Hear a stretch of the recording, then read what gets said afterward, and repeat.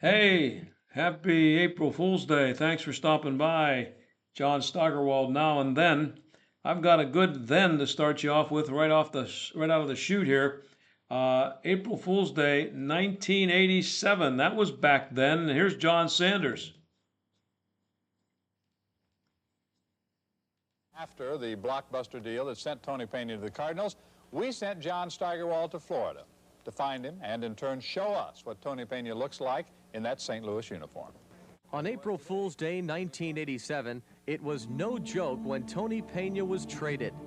Pirate fans had lost one of their favorite players, and they knew little about Andy Van Slyke and even less about Mike LaValliere and Mike Dunn. But by season's end, they would know plenty. He may not have been the biggest name in the deal, but his stocky build reminded Pirate fans of a famous Buck backstop named Smokey Burgess. Mike Spanky LaValliere earned a name for himself in '87 as he quietly hit 300 while catching in over 100 games.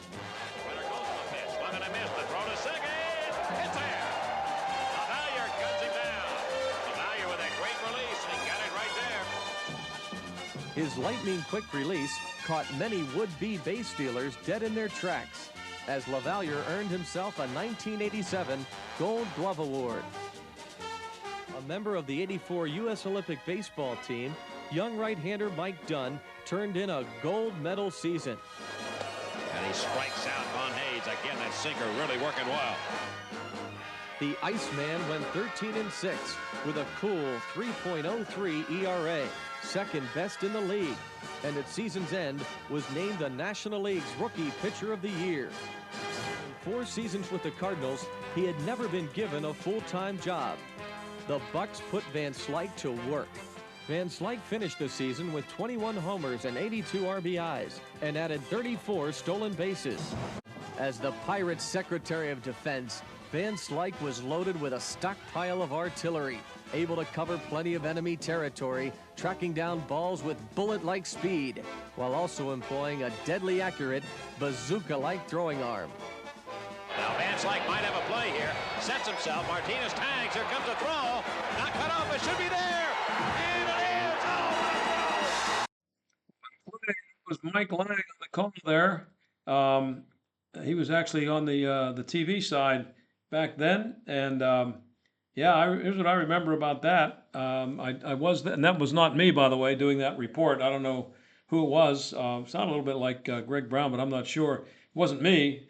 John Sanders introduced me, and whoever edited that tape just threw that report in there. It wasn't me. But anyway, I do remember going down to St. Petersburg and the Cardinals spring training camp. The season hadn't started yet because it wasn't stupid back then, and they didn't start the season before April. I ran into Jack Buck on the field. Jack Buck was the St. Louis version of Bob Prince, been doing the Cardinals games for a million years. And I asked him about the trade, and he said, well, let me tell you something. The Pirates should move Barry Bonds to left field tomorrow and put Andy Van Slyke in center field because he's the best defensive center fielder in the major leagues right now. Now, he said that about him, despite the fact, as you heard in that report, he had not had a full-time job in St. Louis for 4 years. They had him playing third base sometimes. He played right, left, center, and he was not considered a center fielder, I don't think, at all at that point when the Pirates made the trade. I think you know what happened. Barry Bonds did immediately move to left field, and Van Slyke went into center field and became a tremendous player. And by the way, Barry Bonds is one of the best defensive left fielders I've ever seen. I know people want to talk about the throw he didn't make to get Sid Bream in 1992. I think that's been overblown. I think it was a much tougher throw than people think because he had gone to his left. He throws left, and so he had gone to his left, backhanded the ball, and when he came up out of catching it, he had to kind of throw the ball across his body. He couldn't put everything behind it, and it went up the first base line, and you know what happened. Bream was safe, game over. And I don't think it was, I think it was the best throw he could have made in that situation. However, I also understand, and I believe this story to be true, that Andy Van Slyke, who was playing center field that night, gave Barry one of these. Hey, Barry, come on, come closer to me, move over here towards center. And Barry flipped him the bird. That's the story, and I kind of believe it. Well, So I don't blame Barry Bonds for the throw. I blame him for being the jagoff that Barry Bonds has always been, for not listening to Andy Van Slyke and shading more towards center field because he might have been able to make the throw. So anyway, that's the story I remember about 1987 and April Fool's Day, and that was a gigantic deal. Mike Dunn never did anything after that. He won 13 games and was never heard from again. I think that was one of those cases where I remember this story being told back then. It's kind of a lesson to learn when teams bring up pitchers and they do real well early on. I don't remember what his out pitch was. I think it might have been a slider, but anyway, whatever it was, the story went that the hitters had figured it out that he couldn't throw it for a strike, and they stopped swinging at it. They didn't think it was going to be in the strike zone. He started walking a lot of people, and then he started laying other pitches in there because he was walking people, and it turned into a hideous situation for him. He got knocked around and he was gone. He was never a major league caliber pitcher after being named National League pitcher, rookie pitcher of the year. So that's a little lesson from that. And then the other thing is that that's kind of the beginning of the end of the Pirates as a real major league team. Yeah, they had that run in 13, 14, and 15, but they didn't win a playoff series after 92. Or actually after 79, but they didn't win a division. They still haven't won a division since then. And it was that trade that began the build for the team that won the 3 division championships. Sid Thrift later went out and got Doug Drabeck, who actually won a Cy Young Award, and so he put together a pretty good team. Barry Bonds came up. They got Bobby Bonilla back after letting him go, and it turned into a really good team. But it's never been the same since then, and it probably never will be. But it was a great trade, one of the best trades in Pirates history, maybe the last real blockbuster trade in their history. I can't think of one off the top of my head, but good time to do a little looking back at then on April 1st, April Fool's Day, 1987. One real quick thing about that, if you've been tuning into any of these things, you see that I'm doing a lot of focusing on then. I like to talk about now too, but I talk about then. And maybe you look at that 1987, you say, man, that was 38 years ago. Well, who are you trying to talk to? A bunch of old people? I'm old, but I'm not talking to people who are as old as I am necessarily. Although people who are in my age group, and I'm 76. People who are in my age group, they appreciate stuff like this because they lived it, they remember it. It's fun to see it, again. But here's the way I look at it. That was 1987. So if you were 15 years old back then, you're 53 now. That's not old. It's not an old man. If you were in college, you're mid to late 50s. That's not an old man. It's not grandpa sitting in a chair, with a long gray beard. It's somebody who was old enough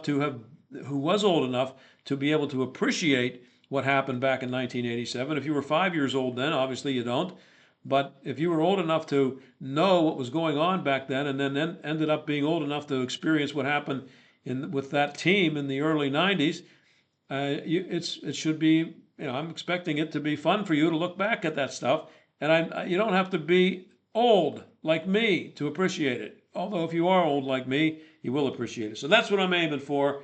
And I run into people all the time on the street that say, I grew up watching you and all that stuff. Well, that's who this stuff is for, okay? If you were 20 years old, how old are you now? 58? I don't think that's all that old, So I hope you enjoyed it. Meanwhile, it is April Fool's Day. This story here is just, I had to check around. I wanted to make sure it wasn't an April Fool's joke, but I'm 99% sure it's true. I looked around, I saw it popping up in places, the same thing, before it was April 1st. So I don't think it's an April Fool's joke, but the point here also is that the fact that I am perfectly willing to believe this tells you all you need to know about how ridiculous it is over there in Saudi Arabia, which is what I'm going to get to here. This is a fatwa. Saudi women must cover one eye. Sheikh says women's modesty laws not stringent enough. Revelation of both eyes causes corrupt behavior, conflicts with Islamic principles. Now, you've seen the ridiculous burqas that the men make the women wear around in some of these Muslim countries like Saudi Arabia, where they just have slits for their eyes. Well, apparently, not apparently, if this is true, obviously, this guy thinks that the two eyes uncovered is a little too much. He wants one eye to be covered. This sounds like something that would come out of a a movie or something. Some kind of a comedy, a satire. It's sick. So here's what he said. Who is this guy? His name is Sheikh Mohammed Al Habadan. Demands that the rules of modesty be further enhanced. It's like a Mel Brooks movie, really. This guy would be Mel Brooks could play this guy. In the new Islamic legal sentence, Al Habadan announced that when leaving their homes, women must keep only one eye revealed.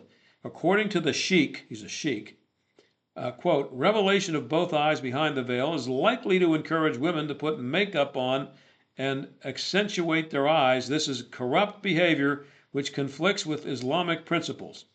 So what are women supposed to do with one eye covered? According to the Al-Habadan, when a woman goes out on the street or to a public place, she will wear a veil and cover one eye with a piece of cloth. So a veil, something over that one eye to cover that, it's no longer, the slit's not good enough anymore. And the revelation of both eyes behind the veil is likely to encourage women to put makeup on. Did you get that?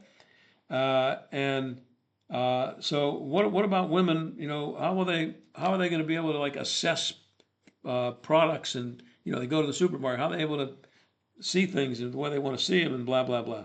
According to Al-Habadan, when a woman goes out into the street or to a public place, she will wear a veil and cover one eye with a piece of cloth.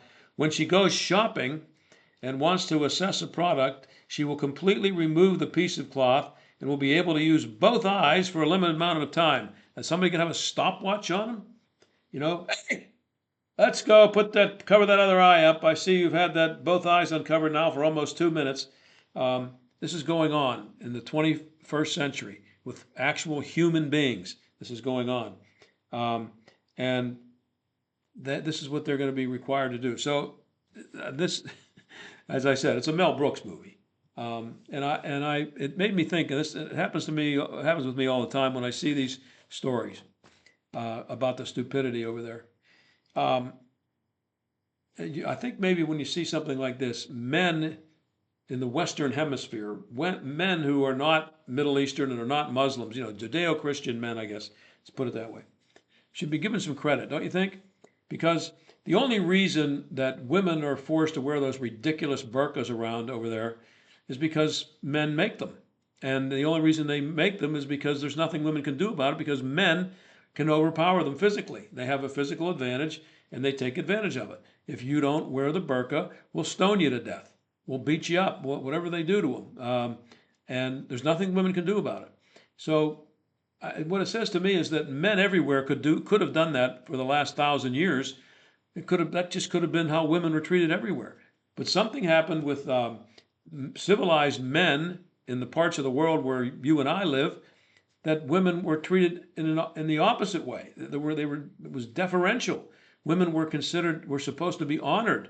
You're supposed to tip your cap when you see them. When a woman comes in and you're sitting at a table with some other people, with other men, and the woman comes into the room and gets ready to sit down, you stand up and then she sits, or somebody pulls out her chair and helps her helps her chair in. That's of course looked upon as weakness, and women shouldn't be subjected to that by the feminists and all that. We know what happened with that.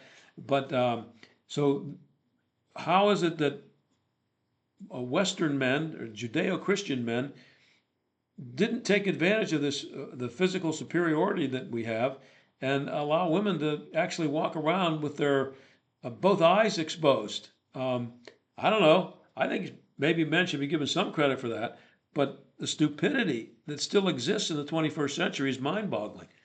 And another thing, you have Israel over there. If you look at a map, and Israel's this little slit in the map, it's a speck, and it's surrounded by big, powerful countries who are Muslim countries.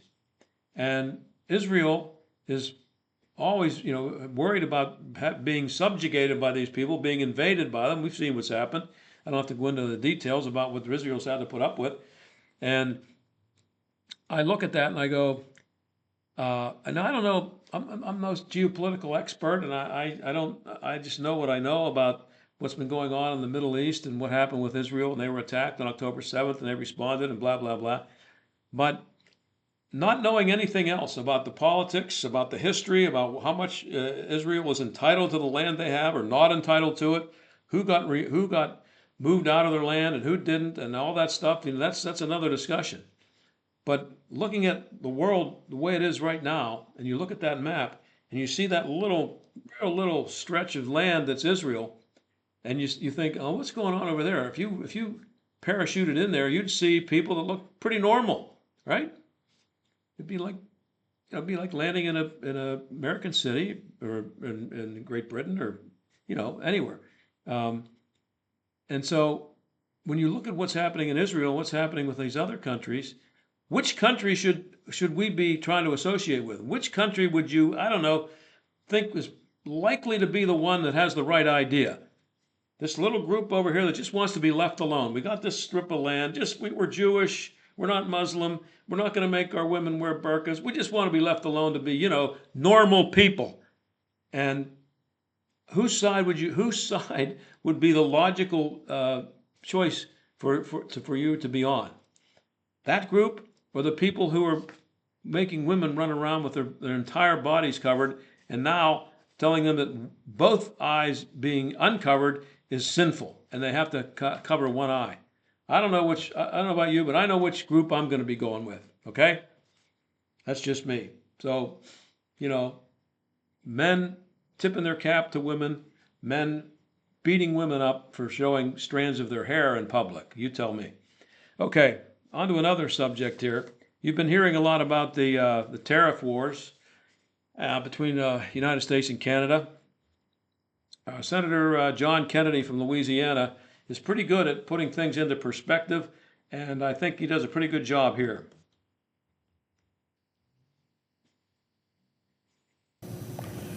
When President Trump said, well, the tariffs are uneven, so I'm going to raise American tariffs. President Carney has bowed up and said, well, President Trump, you don't believe in free trade. You're not a free trader. If you raise your tariffs, then I'm going to raise mine even more. And that's how you get into a trade war. And I don't want a trade war. And I don't think Prime Minister Carney wants a trade war. And I don't think President Trump wants a trade war. But I think Prime Minister Carney is wrong when he says that President Trump is not a free trader. President Trump is a free trader, but like most of us, he also believes in fair trading as well. So here's my respectful, gentle challenge to Prime Minister Carney tonight. Prime Minister Carney, you have criticized President Trump, and I see your point of view. You said because he's raising tariffs on Canada, that President Trump doesn't believe in free trade. You have said that he believes in tariffs. And you have said Mr. Carney, you're going to change your tariffs. I hope Prime Minister Carney does change his tariffs. But I hope he does so in a way that we have a race to the top and not to the bottom. Rather than the Prime Minister of Canada raising tariffs on the United States of America after the United States of America raises tariffs on Canada, which will cause us friends to have a trade war, I would respectfully suggest to the Prime Minister of Carney of Canada that he should reduce tariffs to zero. He should reduce all Canadian tariffs on United States goods to zero. And then turn to President Trump and say, I'm asking you to remove all tariffs on Canada as well. Now, if Prime Minister Carney believes in free trade, and I take him at his word that he does, and if President Trump believes in free trade, but fair trade, and I take him at his word that he does, then let's both go to zero. How much freer can trade be? How much fairer can trade be? Let's avoid a trade war. Let's let those good Canadian companies compete with good American companies in selling goods into the United States. And let's let those good American companies compete with those good Canadian companies in terms of selling goods into Canada. and may the best, cheapest product win. That's my respectful challenge to Prime Minister Carney tonight. If you think President Trump's being unfair and is not a free trader, then reduce your tariffs to zero. And ask President Trump to reduce our tariffs to zero on Canada.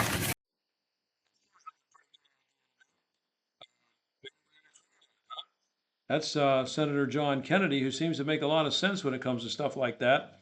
And speaking of Canada, they have an election coming up in a couple of weeks that I think is kind of important for the United States because I've been hoping that it's going to show that people are sick of liberals. They had Justin Trudeau up there for 9 years, and it was looking pretty good for Poilievre, the conservative candidate, until Donald Trump started messing with the tariff thing.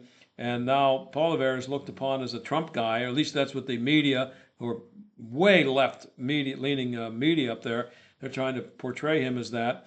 And so now he's behind in the polls. And I just can't believe that the people in any country, but in Canada, would vote for 9 more years of the stupidity that they put up with under Justin Trudeau.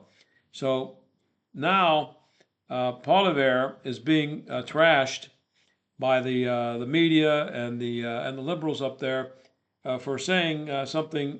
Well, he said this. Oh, let's just listen. We will not forget that young 36-year-old couple whose biological clock is running out faster than they can afford to buy a home and have kids. Yeah, he was trashed for saying that. They said he was just disrespectful to women who are talking about the biological clock and all that stuff. And I have a feeling that bite was taken out of context.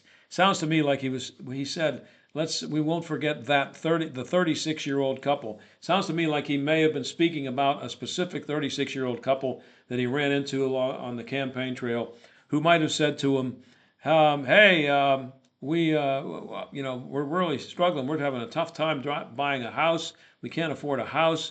We're getting older. We want to have kids, but we don't want to have kids until we're able to afford a house. And looking at the way things are now, it looks like it's going to be forever before we can buy a house. Our biological clock is going to be running out before we get a chance to move into a house." Is that a terrible thing to say? What is not true about what he said? So I have some experience with what goes on up in Canada, and it's an election. And so this is typical of liberal media jumping on him for this. And, they're saying he's being disrespectful of women and all that stuff. Well, instead of worrying about that soundbite right there, maybe what they ought to do is start talking about this. Take a look at this house right here. Maybe they should be asking, we've had liberals in power for 9 years. Maybe they should be asking what it is that has caused a dump like this, to cost $564,900. How would you like to have to pay $564,900 for that dump? Is anybody up there asking why houses like that cost $565,000? Because they're everywhere, trust me. That's the kind of house you get for $565,000. Now, people will say, well, that's Canadian money. Yeah, it's Canadian money, and it's only about $400,000 in American money. But did you see the place? It's a dump. Would you pay $400,000? Not only that, Canadian people, they work for Canadian money. So they don't pay for it with American money. They got to pay for it with the money that they earn in their job. And if they're making whatever they're being paid, they have to come up with enough money to pay the mortgage on a $565,000 dump if they want to own a home. That's what they should be talking about up in Canada. How did that happen? And that's everywhere. Everywhere. There's a housing shortage up there, and now they're talking about, the liberals are saying that they're going to come up with a program where the government's going to build houses. You know how that usually turns out. So that's what's going on up in Canada. That could also be an April Fool's joke, but they're going to have their election in about 2 or 3 weeks here, and we're going to find out if that country has become fed up with liberals. And I hope Donald Trump didn't screw it up by creating a problem for Poilievre, who is on his way to winning. I hope he can still win it. But that's April Fool's Day for today, and how I will talk to you tomorrow.